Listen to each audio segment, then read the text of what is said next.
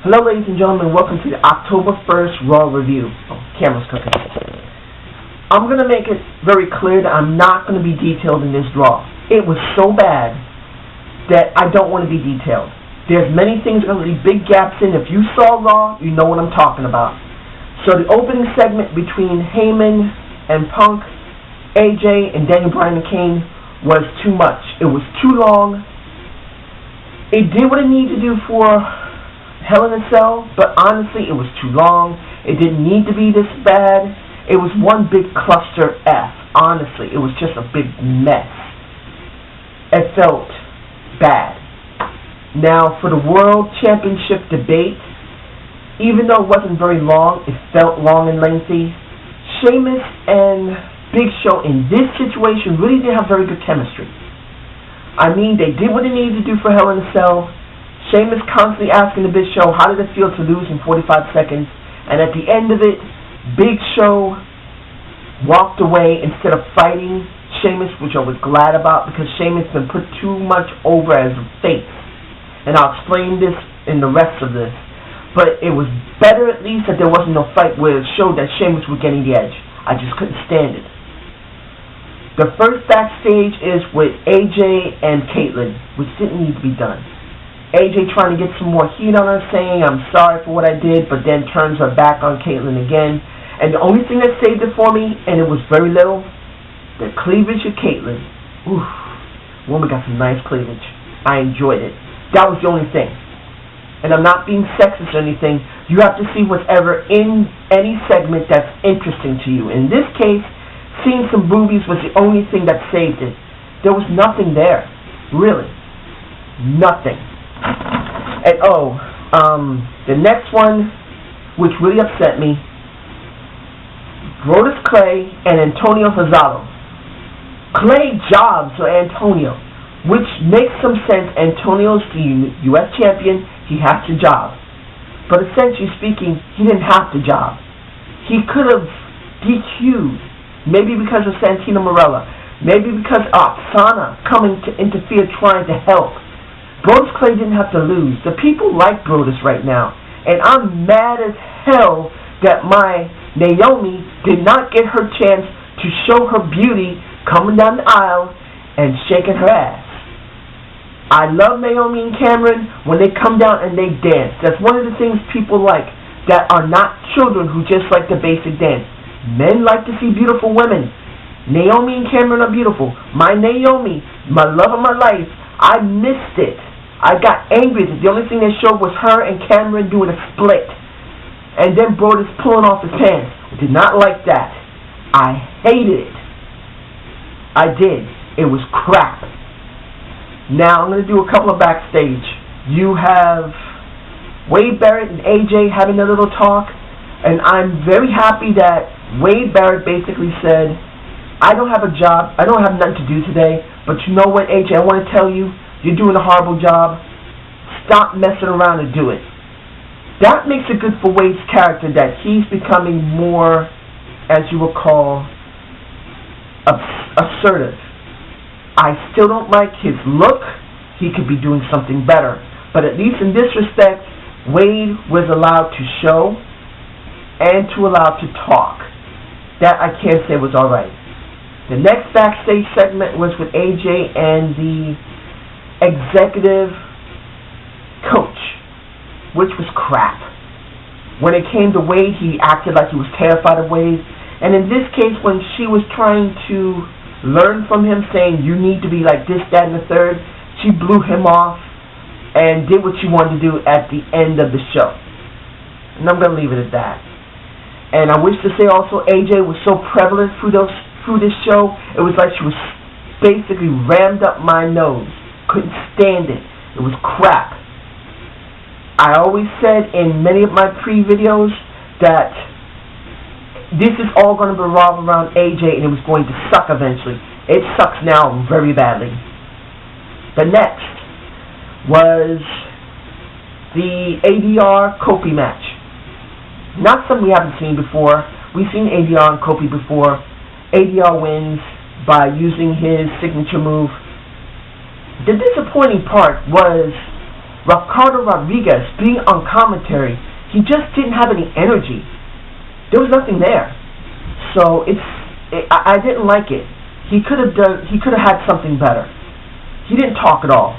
But I can say that backstage with Damien Sandow and Cody Rhodes, I did enjoy it when it was connected to the championship debate. It was good how they talked about saying this was just a joke. You see that Sheamus wasn't even dressed for the occasion. He's nothing but a big Neanderthal. I enjoyed this part with them. They did a decent job. It wasn't great, but it was decent compared to everything else throughout the show. Now, when it came to Damien and came to Sheamus, the very beginning of the entire match, I'm about to say the very beginning of the match, I did begin to enjoy it because he was acting the same way as he did with Randy Orton, running out of the ring, doing what they call classic heel tactics of the golden age of wrestling back in the 70s and 80s, where the heel would jump out of the ring and get as much heat as possible, and then either he would leave or he would cheat. This is how it's supposed to be. But Sheamus kicking both Damien and Cody was on commentary. He did a little bit of commentary work. He was spending more of his time trying to help Damien get over. Why? Currently, these two are supposed to be in the tag team tournament. They're supposed to be really strong heels, and they both get wiped out at the same time with one kick. This was crap. This was a piece of crap. I'm telling you, shit. Whatever you want to call it, it was wrong. And they both deserve better than having a bro kick to the damn face. Now, the next match is the that he did that one time. The Santino Marella versus Heath Slater match. Heath Slater, so far as I can understand, is now the head of the Encore. You got Drew McIntyre and you got Jinder Mahal. Now they hadn't been seen for almost 2 weeks since the time they attacked Brodus Clay. Not 2 weeks, in 1 week. They weren't shown on Raw or SmackDown. Now they're shown going up against Santino, and it's sad to see Santino becoming a jobber now because that's what he is. He's been jobbing. And in this case, Santino was about to win, but Heath's partners come in and basically beat down Santino. And this is the part that I wish to say I'm a little sad about. The way they describe themselves is, Drew McIntyre says, "I'm still the chosen one." You got the Maharaja of Jinder Mahal. "I am the Maharaja." And then you have Heath Slater singing, "I'm the one-man band, baby." I can understand Heath Slater, but when it comes to those two, it could have been better. And I said in my video, should Drew McIntyre go back to the Sinister Scotsman? To be honest, after that, he shouldn't have said it. I think he would have been better saying, "I am the Sinister Scotsman. I'm going to show you how deadly I can be." That would have been better. For Jinder Mahal, "I am the king. I am the greatest there is. There is no king better than me in the WWE." That would have been better. I mean, it would have been playing off what happened to basically Jerry Lawler. But you know what? It would have been all right. It's not something that hasn't been done before. And Heath Slater still having his old gimmick of the one-man band would have been alright. But they need some work.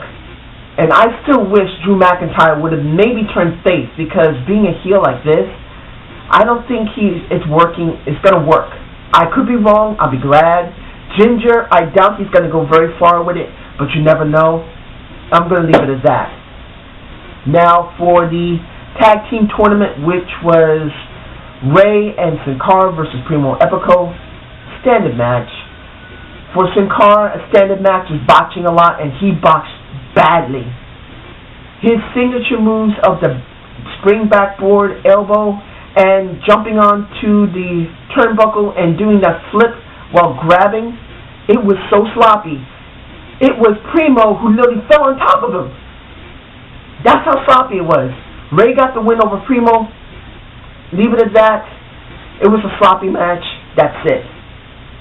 Now,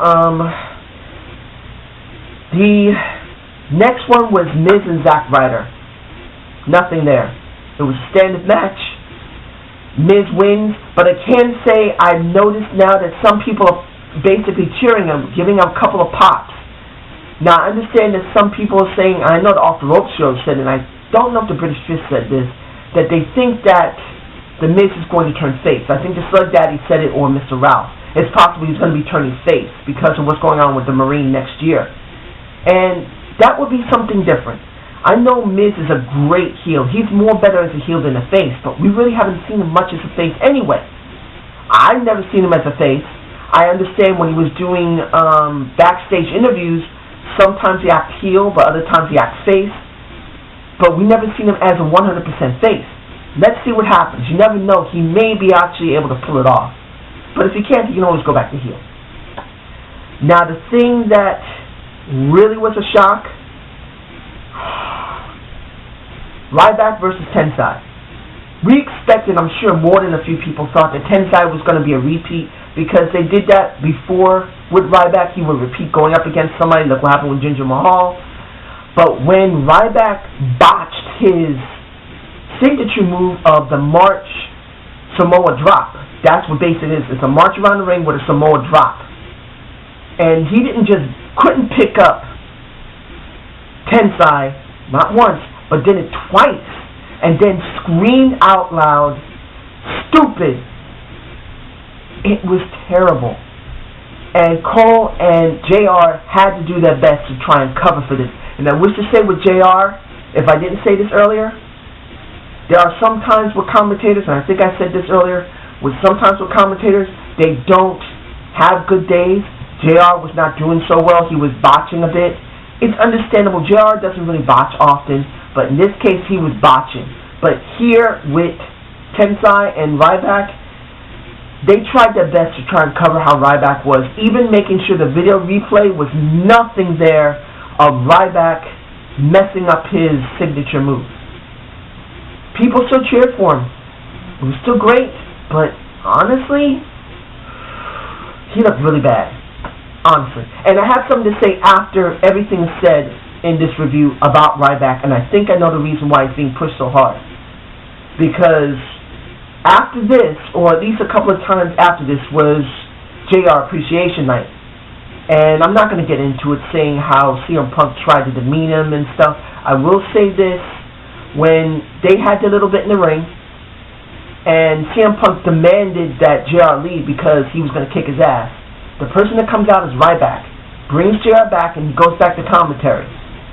And essentially speaking, when they had that stare down with RYBACK and Punk, something hit my mind. And like I said, I'll explain it at the end of the review.